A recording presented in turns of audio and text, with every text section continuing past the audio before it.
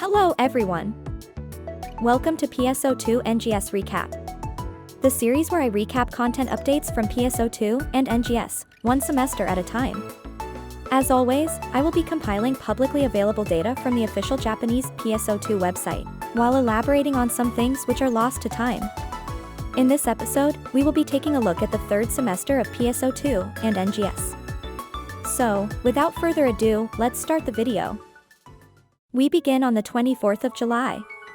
After the launch of Episode 2, the rest of July only saw the release of the first story chapter of Episode 2, as well as the Heroes Summer Beach AC scratch ticket, giving us beachwear for the summer season. Episode 2 of PSO2 is often touted as the peak of PSO2 narrative, and we can see inklings of that as early as the first chapter. We begin the story following two characters who lost a loved one in the previous episode, and seeing how differently they deal with their grief.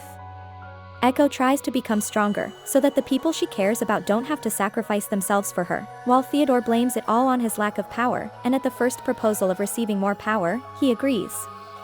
Also, both of the villains in this episode are Tectors. This is what happens when you guys keep dying. Learn your parry timings for God's sake. Anyway, where was I? I'll try not to talk about the story too much since I'm sure most of you know it already, but PSO2 has really bad content droughts after a new episode launches, so I gotta talk about something. On the 7th of August, it was time to go to war. Grab your Nerf guns, we're going to the beach. The Beach Wars seasonal UQ was introduced, and the summer lobby returned for its second year. This time the summer event was accompanied by a summer bingo. The free field exploration quests began spawning Mesitons, which are rare enemies who would shower you with Meseta if you defeated them. We also received the Wild Ocean Pirates AC scratch ticket, giving us pirate-themed outfits and parts. 2 weeks later, the second chapter of Episode 2 was added, introducing us to Xiao. You might wonder where these Kuna and Aki cutscenes are from. Well, those are from Kuna's Episode 2 side story.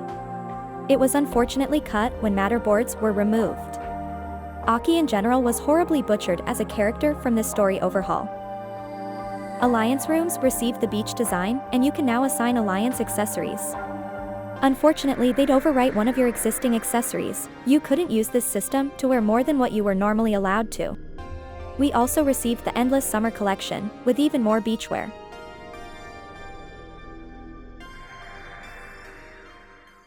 September 4th began with the moon viewing lobby and a new field area, the Abandoned Mines. We also received the Moonlight Bunny AC scratch ticket, with a very happy-looking Lily Pan costume.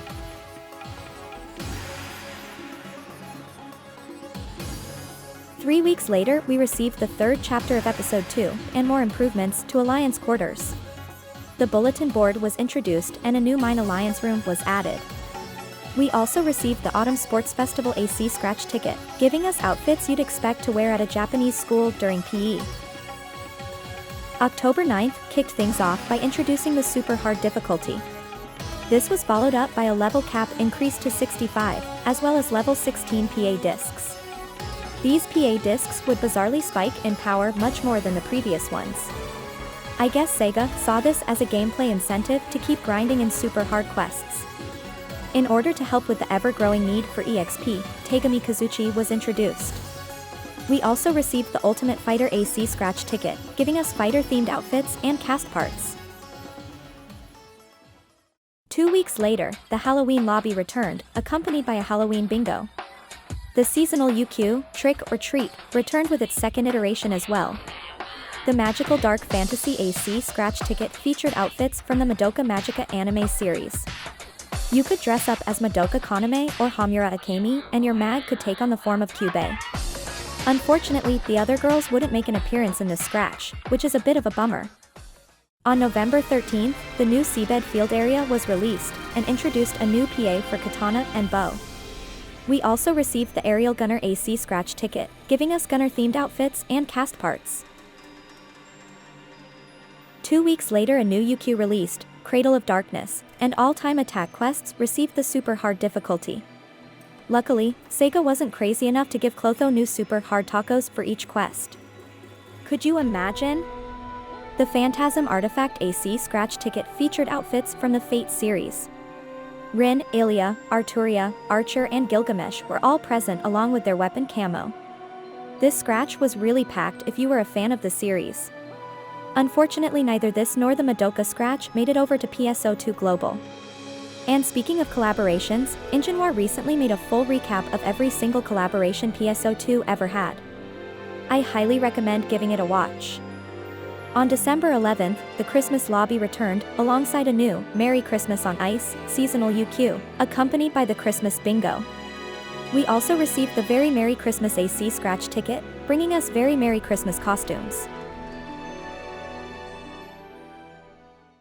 A week later, the first mining-based defense UQ released, and while the gameplay wasn't as epic as in the CG trailer, it was still a very fun quest. When I first started playing PSO2, I joined around this time. And wouldn't you know it? A week later, the Happy New Year AC scratch ticket brought us Tector-themed outfits and cast parts. By the way, my section ID from PSO1 also increased the drop rate of wands. I guess I was always fated to bonk my allies and support my enemies. Wait! I mean the other way around! Anyway, we also received the 4th story chapter of Episode 2, and a new Tundra theme for Alliance Quarters. January 1st kicked things off with the New Year Shrine lobby, and 2 revival scratches, reviving a lot of popular costumes, cast parts, voice tickets, and accessories. 2 weeks later, the crafting system saw its debut.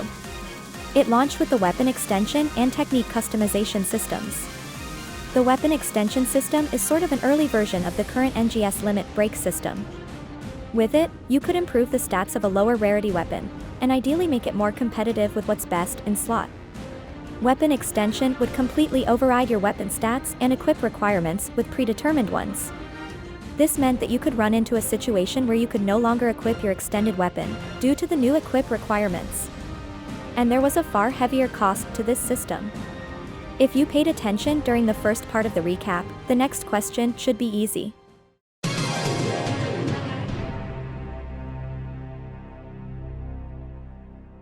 What did the weapon extension system remove from rare weapons?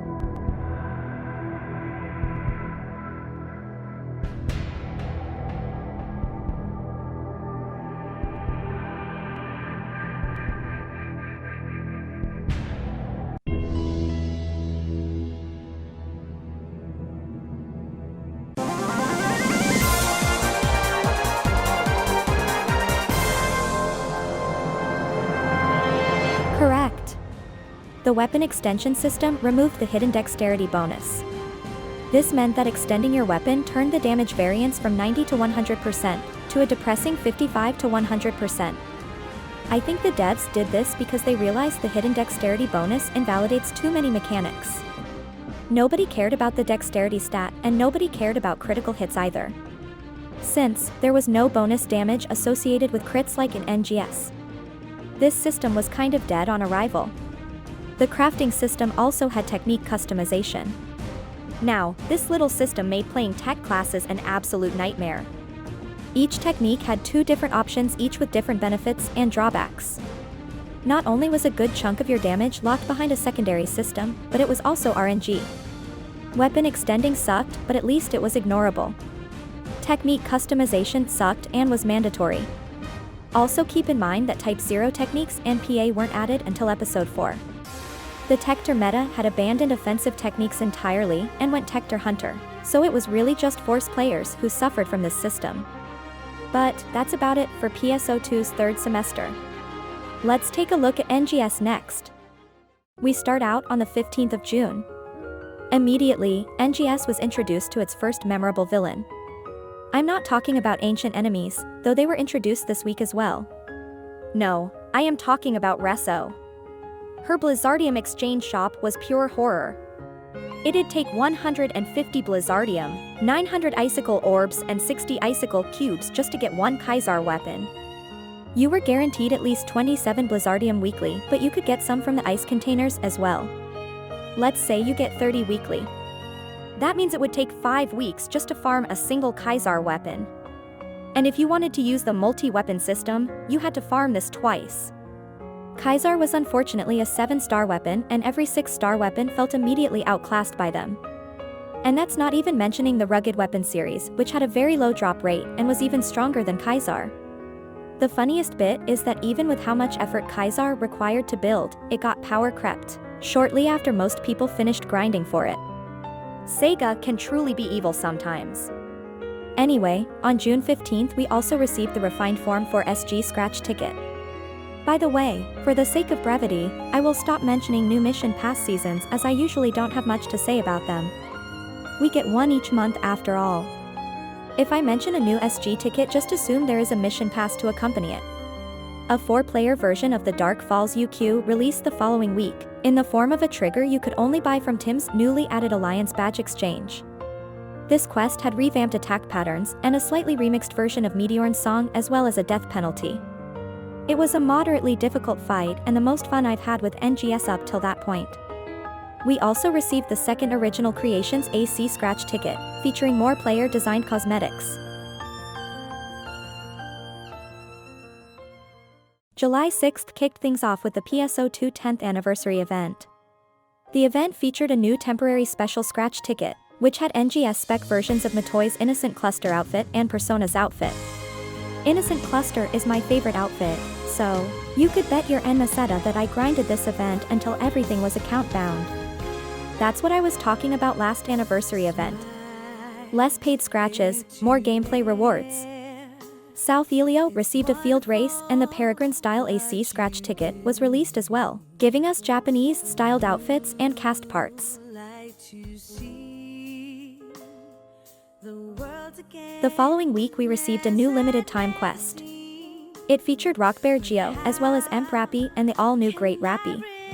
The Polar Raiment SG scratch ticket was released as well, giving us outfits of Kvari's story characters. A week after that, South Kvaris also received a new field race, alongside the third Original Creations scratch ticket.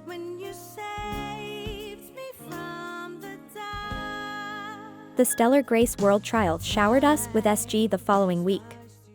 August 3rd saw the release of the new Waker class, introducing harmonizer weapons in the process. In PSO2, Waker was originally called Summoner, but the class was overhauled so much that it barely resembled its PSO2 counterpart. If you ask me, while PSO2's version is more unique, it was way too janky. The NGS version is objectively better. We received a small side story involving the quintuplets, and Chapter 1 received mini-episodes in which we were able to talk with NPCs across Elio, and flesh out the lore and characters a lot more. This was a very welcome addition, and it finally felt like the developers were starting to treat the story content more seriously. Eliotrania received Rank 2, along with difficulty mods similar to those found in GeoLab, but there was nothing to farm here. It's basically just for self-imposed challenges. Arc's IDs were expanded further with background images and a play navigator was added, giving new players a better idea what they should be focusing on to progress through the game. Additionally, we saw the release of Arc's Records. This system is very similar to PSO2's Interrupt rankings. Alliance Records track how many Alliance tasks everyone in your Alliance perform each week, and depending on how many were cleared, you'd rank on the leaderboards and be rewarded accordingly. Unfortunately, this system heavily favors big alliances. Random challenge records focus on one piece of content for that week, and track everyone's performance in it. These aren't weekly, and because of that, there were none held this week. Generally speaking, I like the Arc's Records system. I have a slight embarrassing confession to make though. Despite playing this game since 2013, I only learned about Interrupt rankings when I started working on this video series. It's just hidden in the Visiphone, don't bully me. Unfortunately, if you thought SEGA only made good additions this week, you'd be mistaken, as we've also received the dreaded add-on skill system. With this system you have to collect class cubes, and then roll the dice, cubes, and get random skills with random levels attached to them. The main add-on skill is fixed and can't deal level, which is nice, but the sub-skills are completely random, making it rather infuriating to min-max. I really wish they'd have scrapped the randomness element completely. It just isn't fun in this situation. We also received the Sunshine Marine Stars 22 AC scratch ticket, with some really cool summer-themed outfits.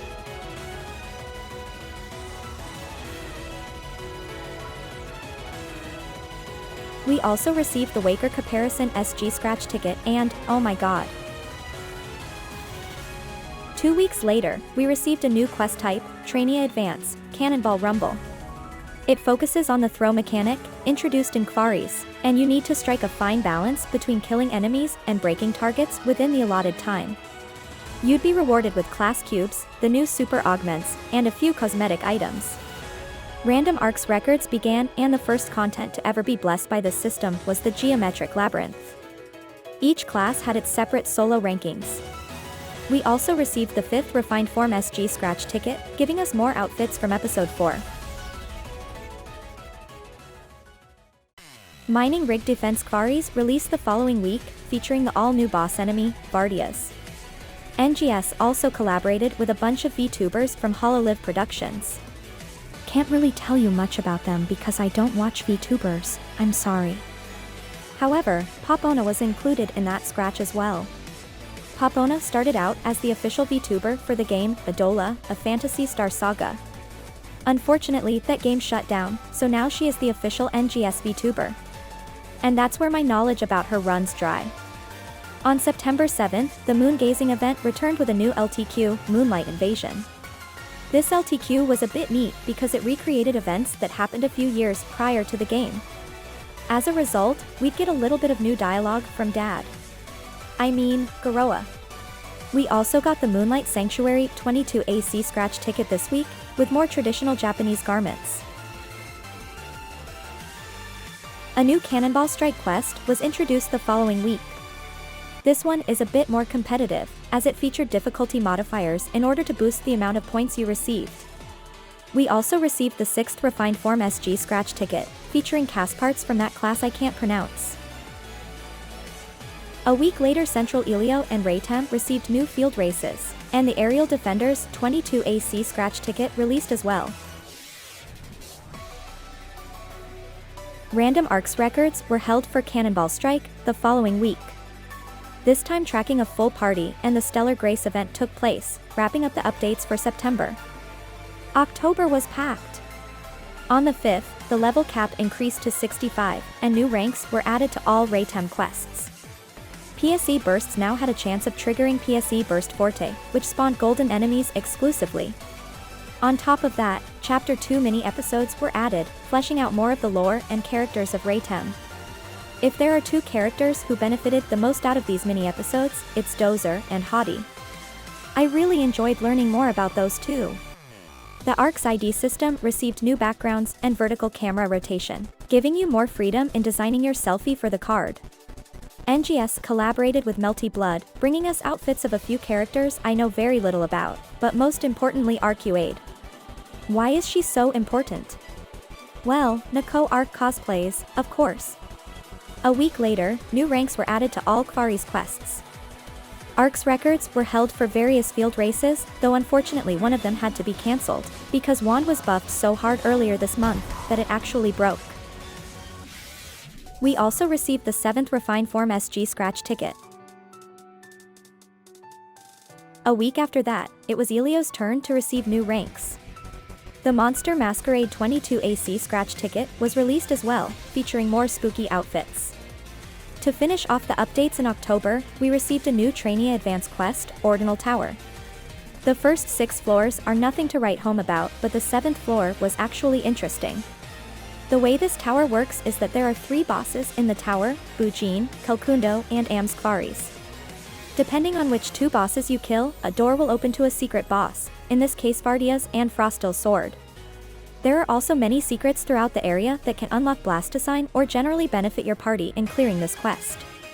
It also had some nice cosmetics to chase, so there was definitely something to chew on. November kicked things off with the Autumn 22 event, bringing us the crisp Autumn Elio Defense LTQ. To keep things fresh, this quest swapped spawnable enemies halfway through the event. The limited Autumn 22 special scratch ticket was released as well, giving us tons of weapon camos, as well as reviving some older mission pass items. We also received the Celestial Saint AC scratch ticket, featuring Harvest Deity and Cyber Ninja themed outfits. Arcs records for Ordinal Tower began the following week. We also got the 8th Refined Form SG scratch ticket, which brought back a lot of popular outer and base wear. And NGS really needs more good outerwear. New field races were added to West Kvaris and South Raytem the following week. NGS collaborated with the Overlord anime series. I haven't watched it. A week later another ARCS records was held, this time for Cannonball Strike, Solo, and per class.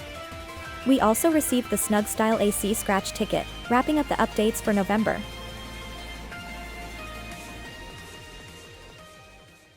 On December 7th it was finally time for SEGA. The new region launched with 4 exploration sectors and only 1 combat sector. This immediately raised some eyebrows. The usual suspects were here as per usual: Battledea, Cocoons, several new boss enemies, as well as a new story chapter, focusing more on Crawford's backstory, as well as finally showing him in action. The level cap increased to 70 and 8-star weapons were implemented, but they weren't that big of an upgrade to 7-star weapons. Each class got new skills and female ARCs enjoyed the addition of the new lively face type. Unlike Kvaris, the Infernium exchange released on the same day as SEGA, and it was a much better designed exchange system. It didn't punish you for using the multi-weapon system by doubling your grind. Even if you weren't interested in the weapon, it offered a lot of other good items to grind for. Good stuff! To top this update off, we also received the Crystalline Concepts AC Scratch ticket, which featured sci-fi style skeleton suits, casual mountain parkas, and cast parts.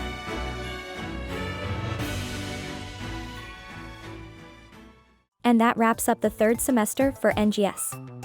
PSO2 really didn't have much going on this time around. With the benefit of hindsight, I can tell that this is normal. Episode launches in PSO2 were always followed up by a content drought. It's kinda weird though, because I feel like this completely wastes the hype surrounding a new episode. Unfortunately, the weapon extension system was a failure and SEGA really wanted it to become a core element of the game. They even added a lot of weapon extension items into AC Scratches, but losing the hidden dexterity bonus killed all potential it had. NGS on the other hand had something to look forward to, almost every single week. Be it an AC Scratch, ARCS Records event, seasonal event, a new quest or some story updates that fleshed out the world. It's kinda crazy looking back at how big of a difference Kvaris was in terms of content offerings compared to Elio or even Raytem. The best is yet to come though, as the story of both games were leading up to their respective climax. But we'll have to wait for part 4 of the recap to talk about that. And out of sheer curiosity, did you manage to become part of that big anniversary mosaic? Me and my friends did, and I'm really happy to be part of the PSO2 history, even in such tiny form. If you enjoyed this video, please leave a like, comment and subscribe to the channel. That way you won't miss out on any of my fantastically awful videos. I hope I'll see you in the next one. Take care!